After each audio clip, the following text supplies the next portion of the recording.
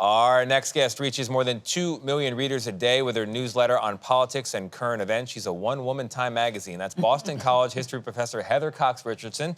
And what she writes is called Letters from an American, which breaks down important political stories of the day using history as a guide. And now Richardson is out with a new book. It's called Democracy Awakening, Notes on the State of America. It's a book that offers a warning about the state of our democracy, but also hope. And Heather Cox Richardson joins us now. Heather, thank you very much for being here. Oh, it's a pleasure. So we are chatting on the eve of a potential government shutdown. We've had them in the past. We seem to have them more and more regularly. What does history have to say? Flick on the flashlight of history, if you don't mind, and tell us where this might be going. Well, the obvious thing that history says is that shutdowns never look good for the people who force them. And indeed, we've had a lot more lately than we have ever had in the past, and they have centered in the Republican Party, in part because they can't get the pieces of their agenda that they want through the Congress as it's operating normally, and instead they have to find some way to essentially hold the country hostage. It never looks good for the people well. that force them, especially if those people are still getting paid. Yes, but you know, I'm gonna be all historical here on you and say that while everybody's looking at the present, the piece that I like to look at is we did have a really dramatic fight over the budget in 1879. I know it's absolutely something you've studied every night. Yes. But when that happened, former Confederates took over the House of Representatives and refused to fund the government unless the president agreed to take all the troops out of the U.S. South. They didn't leave in 1877 the way people think.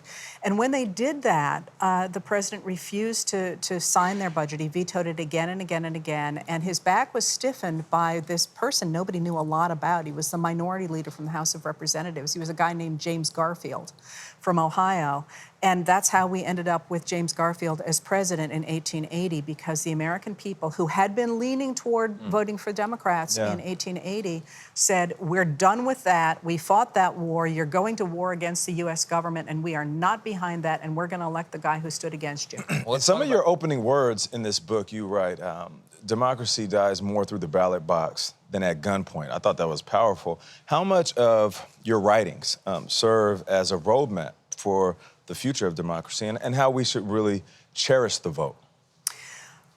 What I am shilling for always is democracy. And the answer to that is the writings that I do every night and in this book as well are exactly that, a way that the American people have in the past stood up to fight back against those moments which are not infrequent in our history in which a small group has tried to take over our government. And again, the really obvious place to look in this moment is the 1850s, when in 1853 it certainly looked as if the elite enslavers had taken over our system. They'd taken over the Supreme Court. They'd taken over the presidency. They were making inroads on the House of Representatives.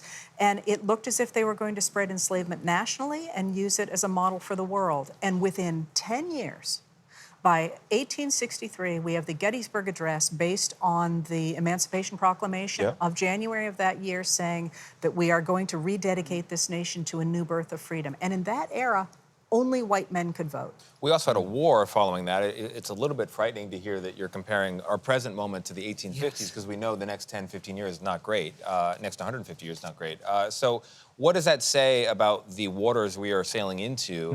And you offer some hope in this book. What can we do to ensure smoother sailing? Well, I hope I offer a lot of hope in this book, because the whole end of it is how, in fact, we reclaim democracy, and makes the point that, in fact, we have managed to save our democracy and expand it over the years, because marginalized peoples have, in fact, always kept the principles of the Declaration of Independence, the idea that we all should be treated equally before the law, and we all have a right to our government, front and center in everything they have done. Heather, could I'm really curious about something that's kind of a bigger issue here about the context of the book. You know, if you look at surveys now, Republican trust and confidence in higher education and college is just nosedived, right? And there's some evidence that the people running colleges are liberal, the people teaching colleges are liberal, and even more of the students identify as liberal. Is that a problem for the generation of knowledge in our country? Is that a problem for our politics? Is it a problem for the reception of a book like yours? So I'm fascinated that you suggested that, because one of the foundational documents for the people who have now taken over our government was a book in 1951 by William F. Buckley Jr. called God and Man at Yale: The Superstition of Academic Freedom. And what his position was that we should not focus on fact-based arguments when we tried to move the country forward, because if you used fact-based arguments, people voted for the terms of the New Deal. The idea that the government should regulate business, protect a social safety net, promote infrastructure, and protect civil rights. So instead of actually using fact-based argument, what we really should do was indoctrinate them, and that's my word, not his, but push the idea of Christianity and free market capitalism.